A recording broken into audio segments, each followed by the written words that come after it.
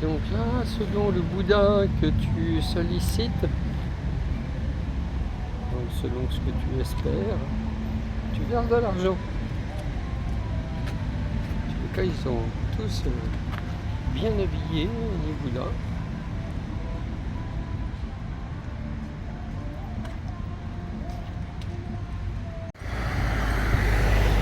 Il est original et intéressant ce temple. Pour une fois, n'est pas carré, avec un seuil d'entrée particulier. Des coqs, des éléphants.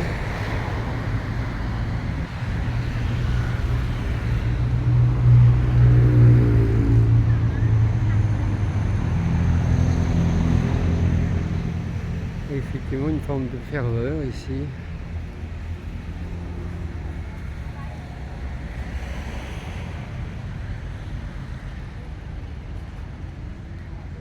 Je crois qu'ils ont récupéré à peu près tout ce qu'ils pouvaient pour la déco, y compris le canon.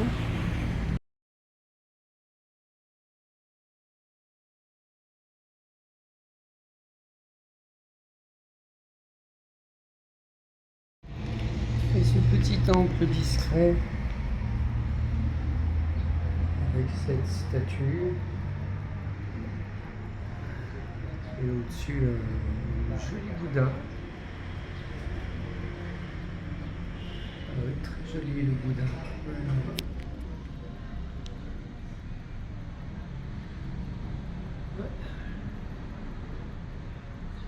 Et puis à gauche de la statue, un Ganesh.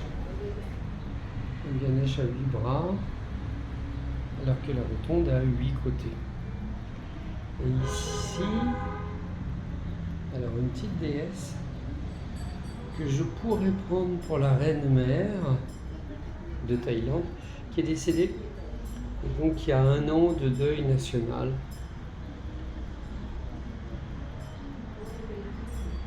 C'est vraiment le Bouddha là au-dessus du sage.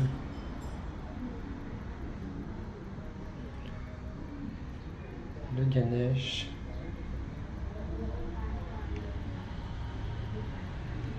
Et la déesse.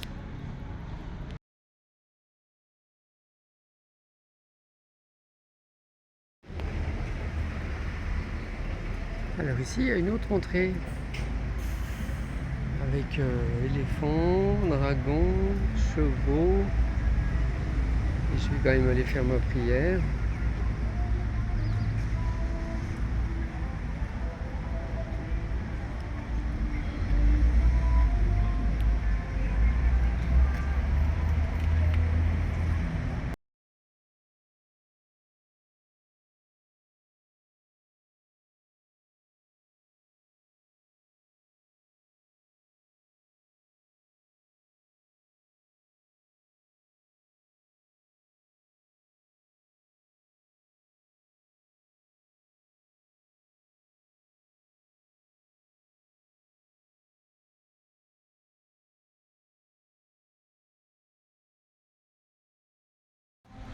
Et à côté du temple, à 8 côtés, temple militaire, un autre temple forme de mandala bien carré, orientation on va dire aléatoire, mais en tous les cas une belle structure, et j'ai cru voir au milieu un beau lingam. Et juste à côté, un petit temple avec une Kuan-Yin, ce qui montre bien l'implantation progressive de la Chine et de sa culture. Et ce petit temple avec ses gardiens. Et donc ici Kuan-Yin, on devine malgré le reflet.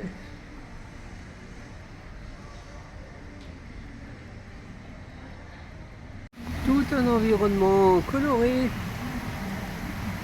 et dynamique.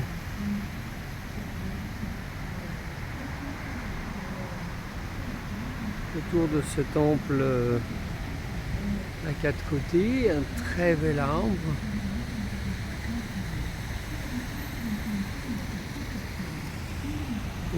ici quelque chose qui doit être une réserve d'eau. Apparemment on peut boire.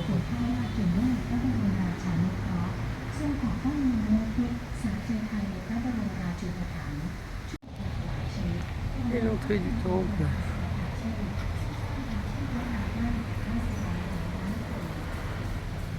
Avec un porte-encens géant.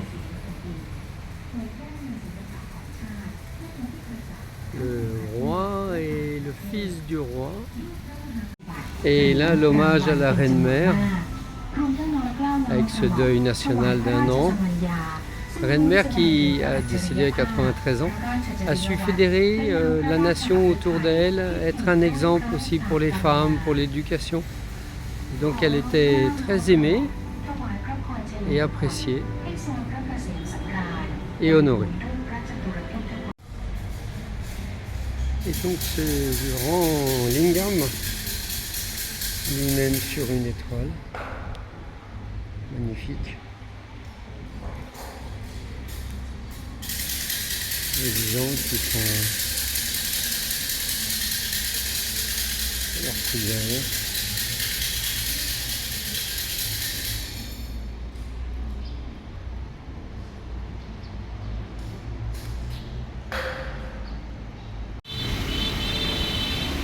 Une déco très kitsch.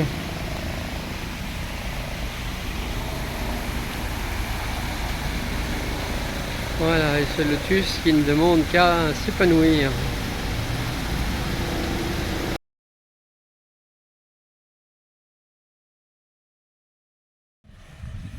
Et là nous avons une magnifique grande place. Avec une vierge.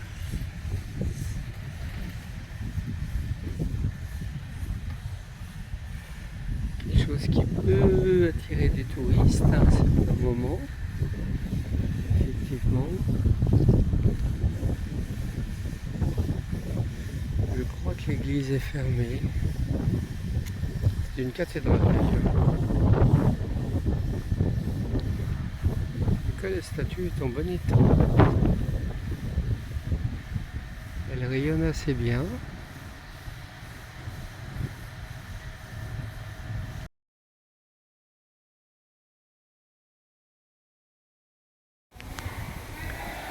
Ouais, ils ont fait ça bien.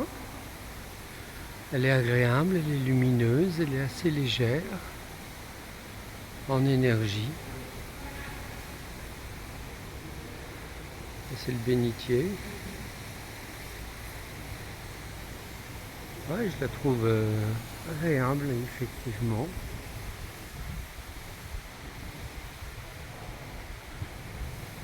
Colorée.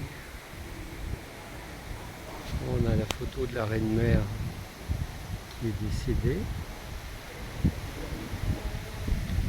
Et effectivement, la Vierge. Très jolie.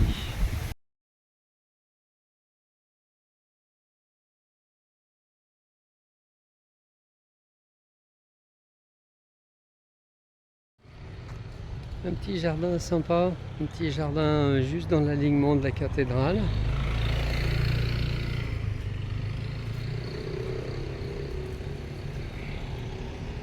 Avec des gros cailloux et des petits anges.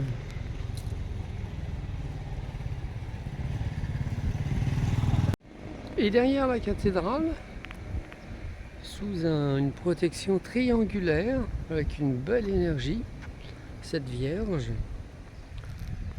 un visage doux, effectivement, qui donne sa grâce. On retrouve les mêmes lumières chez Kuan-Yin par exemple,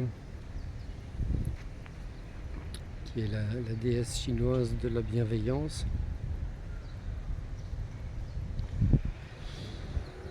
Et ici, avec le toit gris, c'est le petit monastère. Et cette maison rose, ça doit être les premières maisons, la première maison de l'implantation chrétienne. Ça reste un ensemble agréable à parcourir. Et voici le rond-point des joailliers. Alors effectivement, quelques jolies boutiques avec des pierres précieuses bien taillées, très jolies et parfois des bijoux exceptionnels.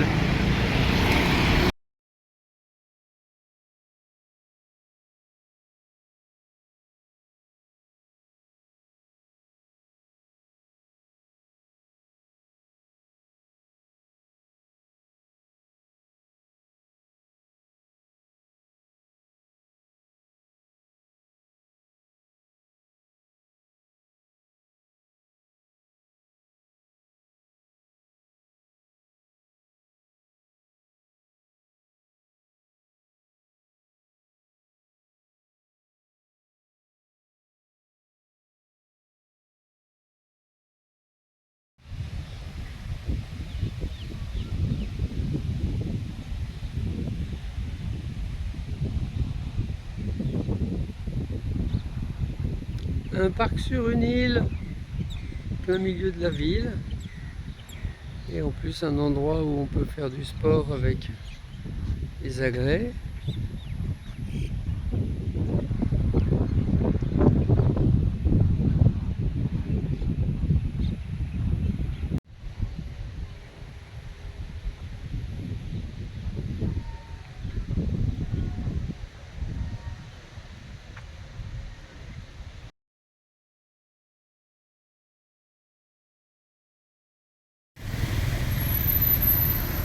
Chantaburi, un super night market, mais vraiment très sympa, accessible, coloré, pas cher, goûteux, plein de choses différentes. C'est vraiment une belle, une ville sympa, pas trop stressée, agréable.